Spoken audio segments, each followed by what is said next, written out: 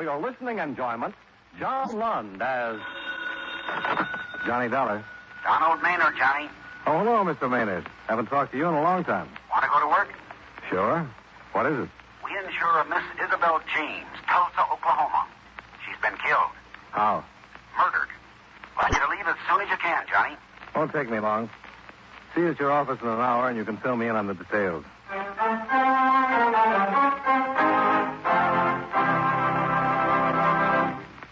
We'll return to our program in just a few moments. But first, someone once said, necessity is the mother of invention.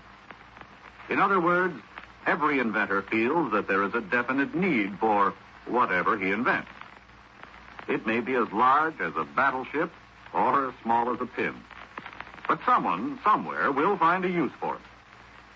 And just to make sure that no one tries to cash in on his invention, every inventor carefully takes out a patent or copyright on whatever it is that he has invented. Where does he go to get his patents or copyrights? Probably to the Department of Commerce, since that is the prime concern of the department. For example, suppose you invent a widget with two handles instead of one.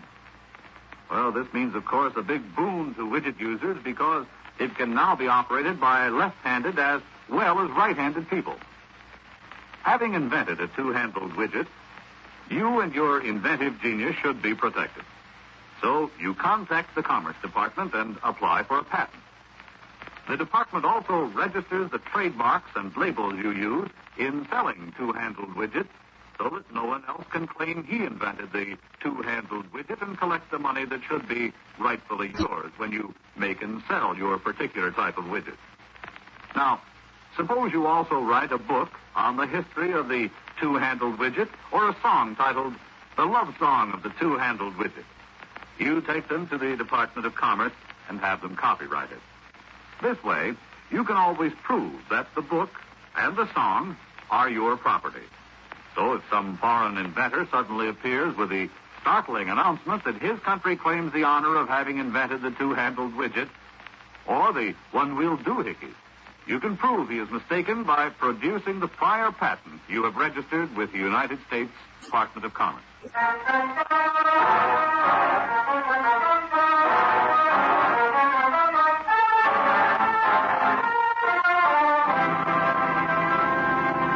Expense account submitted by Special Investigator Johnny Dollar to Home Office, National Life and Casualty Insurance Company, Hartford, Connecticut. The following is an accounting of expenditures during my investigation of the Isabelle James matter. Expense account item 1, $103.65, plane fare and incidentals between Hartford and Tulsa, Oklahoma, after receiving from you the necessary information concerning the case. I arrived in Tulsa the next morning, registered at the hotel, and went directly to the police station where I introduced myself to Captain Clifford Kissig. Yeah, got a teletype from your company. Said you'd be in this morning. Good trip? Fine. You're investigating the Isabelle James murder. That's right. I was hoping you'd give me some help. I'd sure like to, but it's got us stumped. We've had 3 others like this already. 3 others? Yeah, all the same. Isabelle James was the 4th. Looks like Tulsa's got a Jack the Ripper. All with their throats cut? Yeah, 4 killings in the last 3 weeks. You're after a madman. Yeah, pretty smart madman. Haven't got a lead. Not a what? Always picked a lonely spot, never a witness, never anyone who saw anything or heard anything. What's he use, a knife? The lab thinks it's a razor. Straight razor. Got the town a little jumpy. I can understand. But we'll get something. Sooner or later, the killer will make a slip or somebody will tell us something. What happens in the meantime? We just got to pray there ain't no more killing. How far is Dawson from Tulsa? Not very far. Going over to see the dead girl's uncle. Yeah, he's the beneficiary. Mm-hmm. I found the policy in her belongings. I was the one notified your company. You know the uncle? Had him come down and identify the body. How much did he get? 10,000. Well, he can use it. Just an old farmer. Well, I'm going to run over and see him. All right. How long are you going to be in town? Well, I'm being paid to investigate a murder. I guess I'll be around until somebody catches a killer.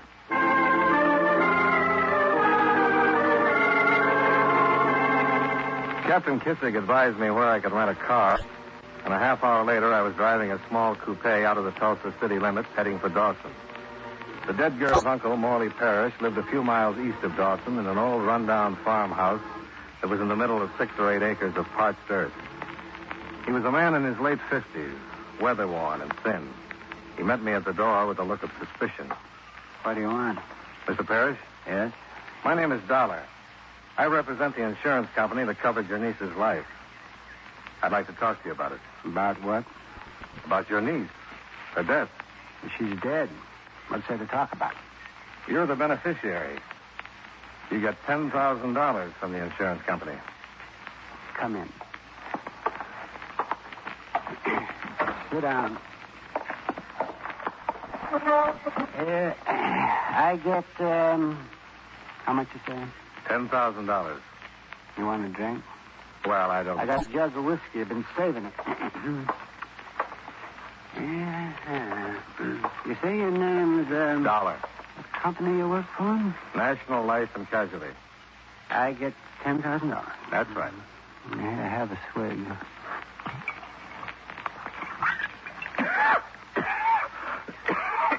Oh, my, you swallowed wrong, huh? Yeah. Oh, well, give me that.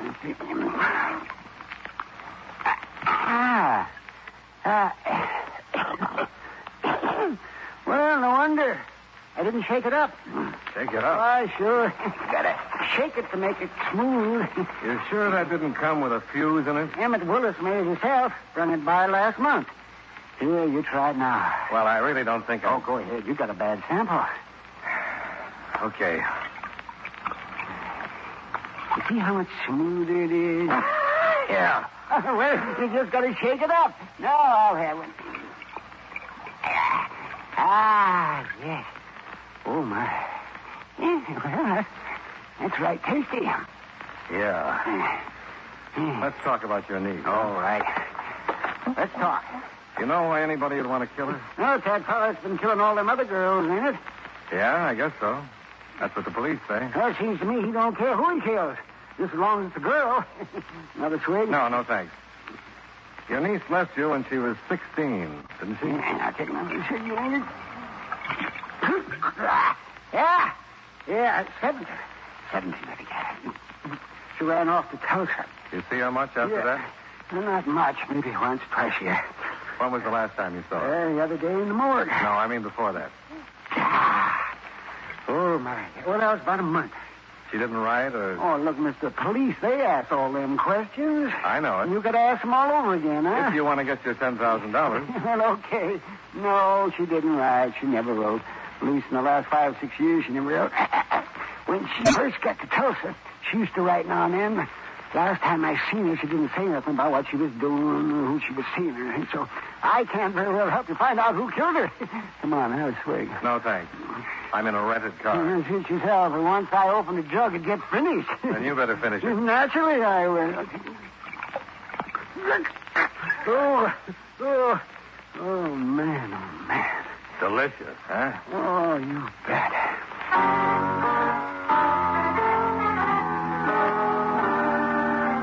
I left before he finished the demijohn. It was getting dark, and he stood on the porch, leaning against the post and waving goodbye between the last few swallows. Back in Tulsa, I went to the hotel where I took a hot shower, then stretched out in the bed to relax for a few minutes before going out to dinner. I smoked a few cigarettes and had just about decided to have some food sent up to the room when the phone rang. Johnny Dollar. This is Cliff. Huh? Captain Kissig. Oh, hi. Got back from Dawson about 40 minutes ago. What'd you think of the old boy? Quite a character. Thought if you weren't doing anything, you might like to drop down to the station. You got something? Yeah, just picked up a suspect. Might be our man. What makes you think so? He was following a girl. She spotted him and got worried. When got too close, she began screaming, and he ran. She gave us a pretty good description, and about 15 minutes ago, a couple of the boys picked him up. The girl identify him? Yeah, said he was the one who followed her, all right. Well, it seems to me you're going to need more than that. Well, we might have it. When the boys searched him, they found a straight razor in his pocket. Coming down? Right away.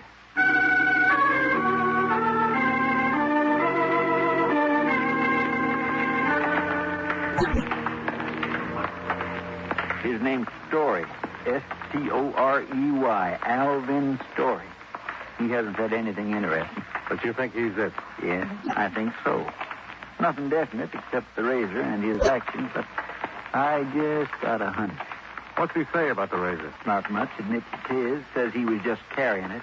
In here. You were just taking a walk. Yes, sir, that's right. I was just taking a walk. And you weren't following the girl. I told you I wasn't. I told you I was just taking a walk. If the girl thought I was following her, well, I can't help that. I wasn't. I was just taking a walk, like I said in the first place. Hello, Captain. Hello, Alvin. Back with someone to relieve Sergeant Haddock? I'm not tired, Alvin. Well, you're going to be if you keep on like this, because I've told you the truth, and I'll just keep right on telling it all night if you keep asking me. Have a cigarette, Alvin? I told you I don't smoke. Honest, Captain, this is just a waste of time. I've told you the truth, and you're just a waste of your time with all these questions. We've got a lot of time. Now, let's go through it again, Alvin. Where did you get the razor? Why, I bought it. Where? At a hardware store. You can check it. I bought it at a hardware store about 3 weeks ago. I used it to shave with, not to kill anyone. Honestly, I didn't kill anyone. I'm not the one you want. I'm not that person that killed all those women. We never said you were, Alvin. But you think so? Just because that girl thought I was following her. Oh, weren't you? Well, no. I told you I was not following that girl. You were on your way home. Yes. You told me before. That I was on the way to a show. Yes. I wasn't on the way home. Keep asking me all these questions. I get confused. I made a mistake. What show were you going to see?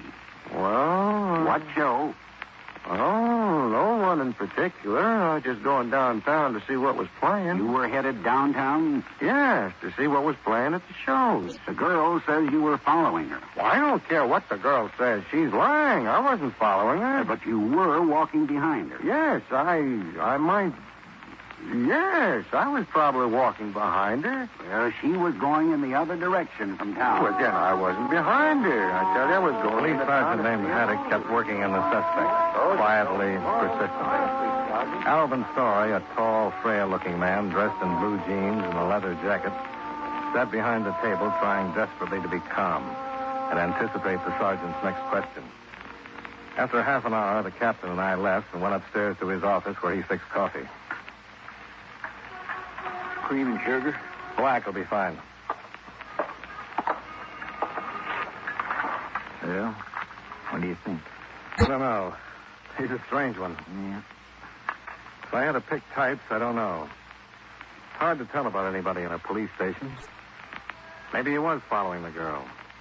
She starts screaming her lungs out, and he panics. The law picks him up, finds a razor on him. Maybe he's not the killer at all. He knows he looks guilty, so he gets good and scared.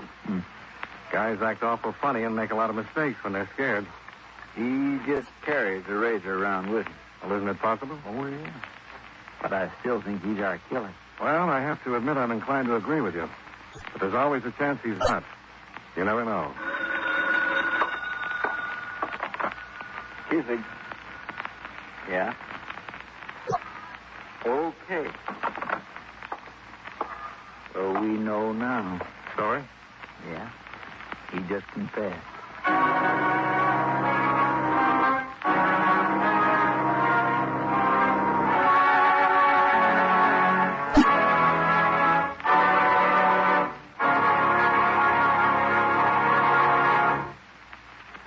You know, many great men have attained the highest office in our land, the presidency of the United States. Can you guess the name of this man? He never wanted to be president, since he personally felt he was unqualified for the office. When he was only 30 years old, he was appointed member of the Ohio Superior Court. He was President Grant's Secretary of War and Attorney General.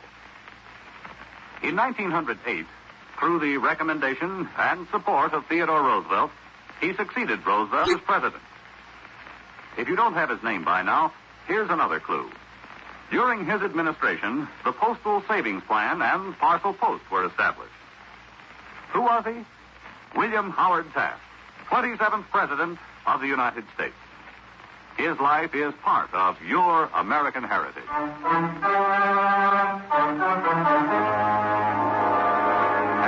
our star, John Lund, we bring you the second act of Yours Truly, Johnny Dollar.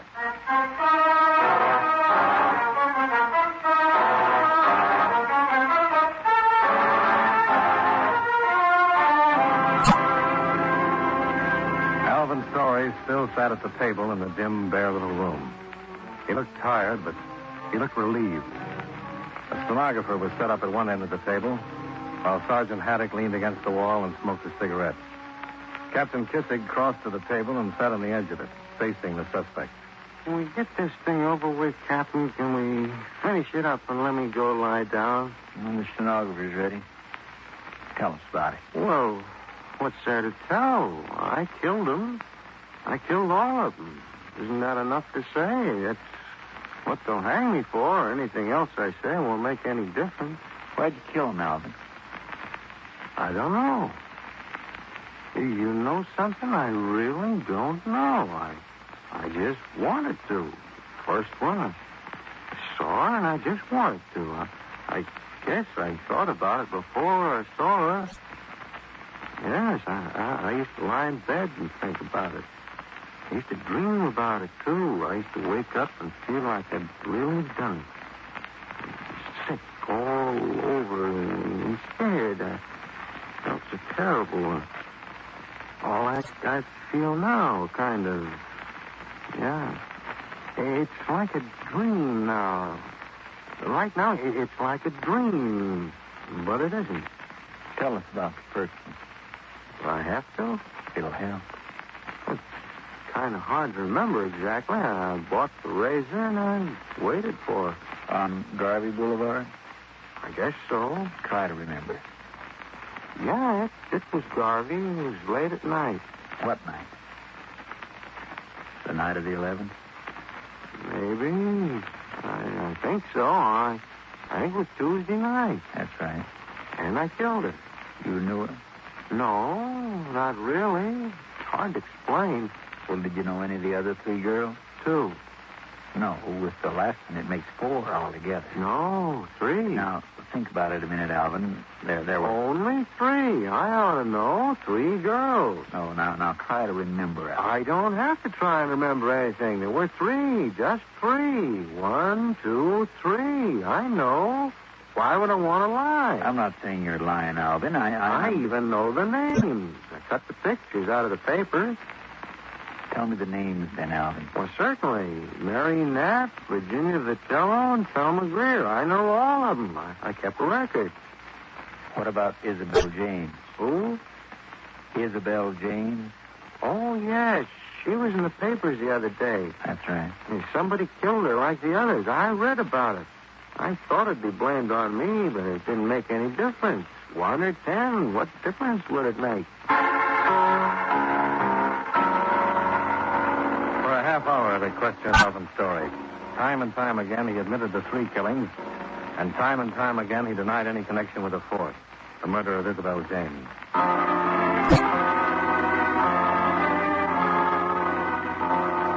Expense account item 2, $4.95, breakfast for Captain Kissig and myself, after which I returned to the hotel and crawled into bed. A lie detector test would be given to Alvin sometime late in the afternoon, so that gave me at least 6 or 7 hours to catch up on my sleep. I left a call at the desk, turned over, and closed my eyes.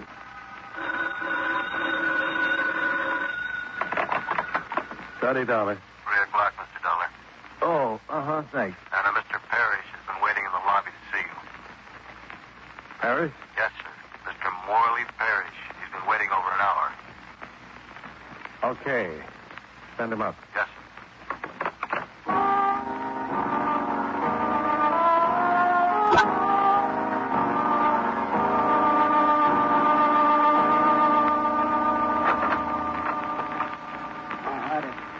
Come in, Mr. Parrish. Have a seat. Thank you. I've been waiting downstairs for over an hour. No, I'm sorry. But I was up all night. I told the desk not to disturb me until 3. Oh, gee, that's all right. I know you city fellas don't like to get to bed much before the sun comes up. I didn't mind waiting. I was with the police. Oh? I've been working with her on the death of your niece. Oh, is that right? Well, that's the reason I come to Tulsa to see you. I was wondering when I was going to get Get the money. Well, See, I got a chance to get me a right smart section of land. Trading the place I got now, plus 8,000 for real good buy. oh. Well, Mr. Parrish, it might be some time before you get the money. Oh, well, how come? Oh, there's a routine that has to be followed. I have to finish my investigation. You still investigating? Oh, sure. You see, your niece's death is still unsolved. Well, if that fellow's killing all them other girls... It certainly looks that way. You mean you got to catch him before you can pay me? No, but I've got to make sure that he's the one who killed your niece. You think maybe he isn't? Well, to tell you the truth, Mr. Parrish... Well, she got killed just like all them other girls. Not exactly. Huh? I said not exactly. You see, the razor that killed your niece and the razor that killed the other girls aren't the same. Well, how do you know that? The police laboratory reports. They can tell if it was a different razor? Oh, no. Come on, Mr. Darling. Maybe I ain't the brightest. It's a fact, Mr. Parrish. How do you think they knew it was a razor in the first place? Not just a very sharp knife. Oh, they can tell, all right. Well, maybe the killer ain't using the same razor. Yeah, we've considered that, but we can't tell. He hasn't killed again. Maybe he never will. You mean I might never get my money? Well, now, Mr. Parrish, it's not quite that bad. I want to see you get your money. You've certainly got it coming. But I can't honestly recommend payment to my company until the case is solved. What do you mean until you catch the killer? That, or until we're certain the same man that killed the others killed your niece. Well, it seems to me you got to catch him to prove that. Yeah, unless he kills again with the same razor he used on your niece. Then we can be pretty sure that he's changed razors. Well, maybe he's got two different ones. Maybe. Well... You have to go? Yeah, I got to be getting back. As long as I ain't going to get the money right away, there's no sense in hanging around. Don't be discouraged, Mr. Parrish. Just as soon as I'm convinced the killer's changed razors, you'll get your money.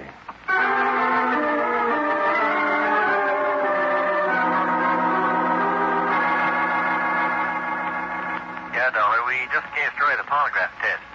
According to our experts, Story killed all the girls except Isabelle James. Look, Captain, Morley Parrish was just in my room. I gave him a cock and bull story about his niece being killed with a different razor. A different razor? I think maybe he did it for the insurance. Read all the stories in the paper about the killings and decided to kill his niece. And then everybody just chalked it all up to Alvin's story. Right. Only I didn't tell him that Alvin Story had been arrested. Explain about that different razor.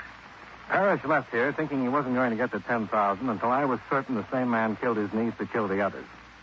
He thinks your police lab proved that Isabelle James was killed with another razor. And he quickly came up with a solution if the killer had changed razors or had two of them. So what? I think he'll go out and prove it. What?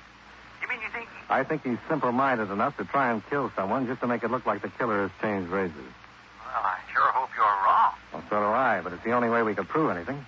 Where is he? He just left. But holy cow, if you're right and he's wandering around loose... Relax. He'll go back to his farm in Dawson first. What makes you think so? He has to get the razor, doesn't he?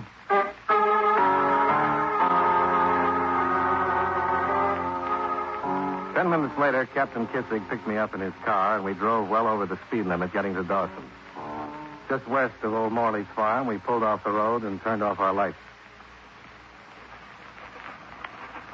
Well, the house is dark. Where is he? Still on his way from Tulsa. We got here pretty fast, Captain. Yeah, we did, didn't we? Come on. Let's walk down to the house. He have a car? I don't know, but I doubt it. I didn't see one the last time I was here. Darling? Hmm? What if you're wrong? What if you guessed wrong? What if he did have the razor on him? Well, that's a pretty good question.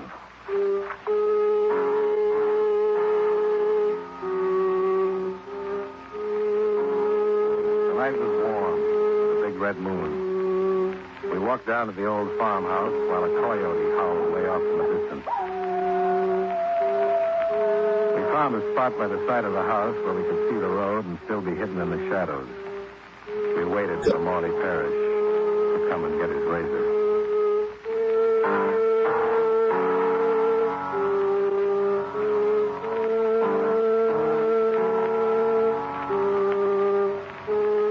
About an hour later, the old man came walking down the road.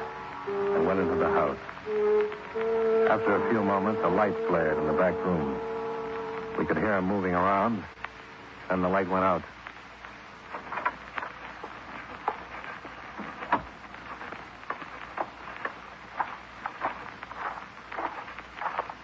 Hold it. Who's there?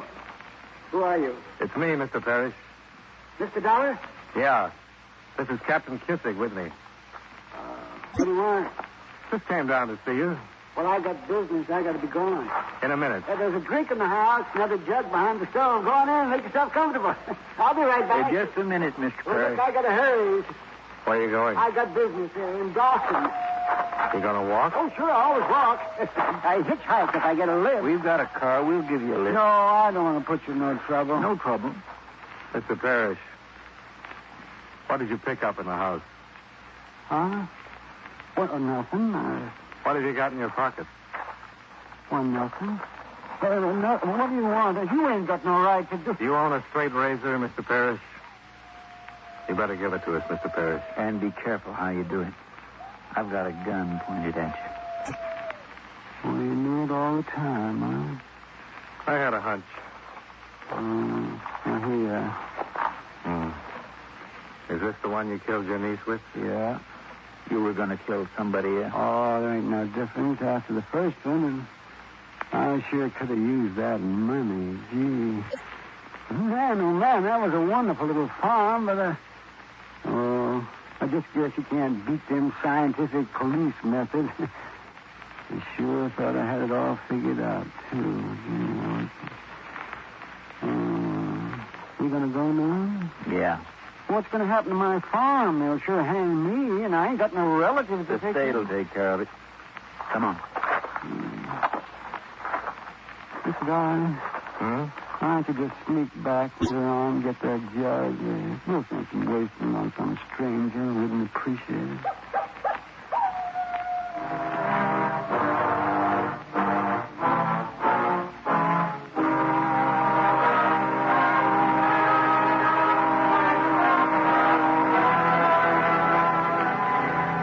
We took old Morley Parrish back to the station where he gave us a complete confession. He killed his niece for the insurance the way I figured. When we told him that Alvin's story had confessed that afternoon, old Morley just shook his head and said something about policemen being a whole lot smarter than most folks give them credit for. Expense account item 3, $11.80, dinner for me and Captain Kissig. After which I returned to my hotel, turned in, and got a good night's sleep. Expense account items 4 and 5, $89.45, car rental and hotel bill. Item 6, $125.19, plane fare and incidentals back to Hartford. Expense account total, $335.04. Yours truly, Johnny Dollar.